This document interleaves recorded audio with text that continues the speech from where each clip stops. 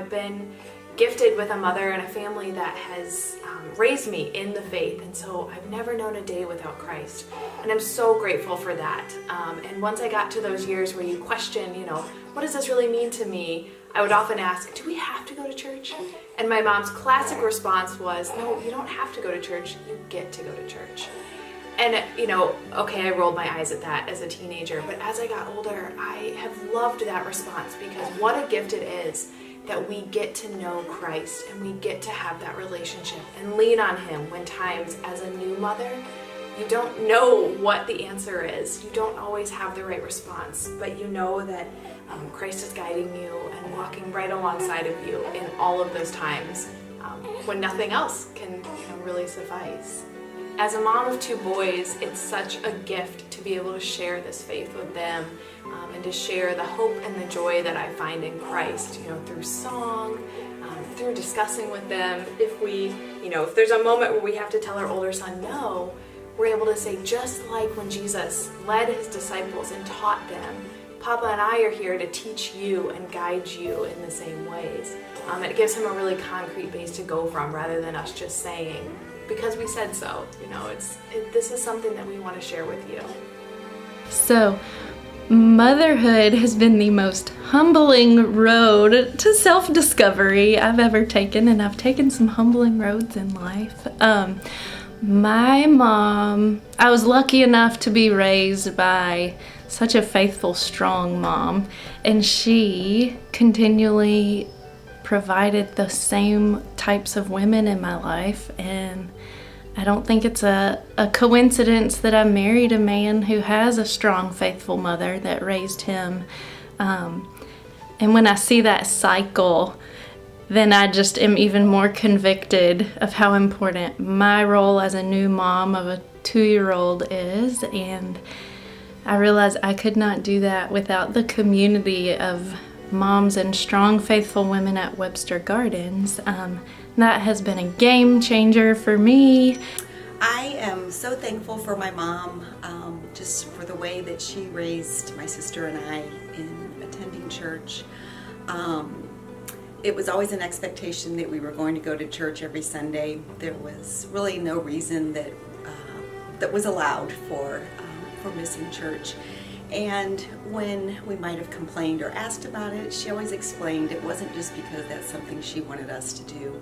It was because that was how we worshiped and how we honored God, was to spend time with Him in His house. And not only were we expected to attend, but we were also expected to participate. If the congregation was praying or if we were confessing, we were expected to do that. If the congregation stood, we needed to stand, and especially if the congregation sang a hymn, we needed to be singing. My mother never stood with a hymnal by herself. If I stood next to her, she always held out the hymnal, and we stood together, and she helped me sing along with her. And if maybe I wasn't singing, she usually pointed to the line that we were singing and gave me an expectant look. And again, was just a way to show that that's how we honor God, that's how we glorify Him, is to participate in worship. I'm thankful for that, because it really gave me a foundation, an expectation that has stayed with me through my life. I've always been a faithful worshiper, and appreciated that foundation that it's given me. I've been able to pass the same thing on to my kids. The expectation always was that we were going to be in church together, we were going to participate, and it's wonderful to see that tradition and that action passed along to the next generations. So I'm so thankful that she set that example for me. My mother is 95 years old, and she is still nurturing me. She was a Proverbs 31 woman. She worked hard. She was a farm wife in the 1900s. But more important than that to me is that she is a 1 Corinthians 13 woman.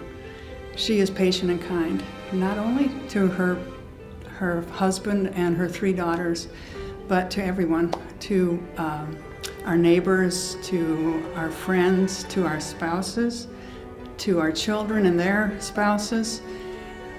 She has 17 grandchildren. She keeps track of every one of them, and she encourages us to encourage them. On this Mother's Day, I'm not only thankful for my mother's love, but that God blessed me with 2 children. The days they were born, I felt God's love tremendously. He gave me these 2 infants, helpless, but he filled my heart with a love that I had never experienced before. I'm sorry to say that I was not patient and kind at first, but I had my mother's constant love, and God led me to some mentors in parenting who helped me learn how to be a 1 Corinthians 13 mom. I now have a daughter-in-law and a son-in-law and 3 grandchildren, and each one of them is a blessing. The best part of this stage of my life is watching my children and their spouses parenting so wonderfully. And it's true that men today are fully parenting, and that's a nice change from the 1900s. And I love seeing the dads of 2-year-olds coming to my Sunday school class, where we are all learning to love and share and pray just like Jesus taught us.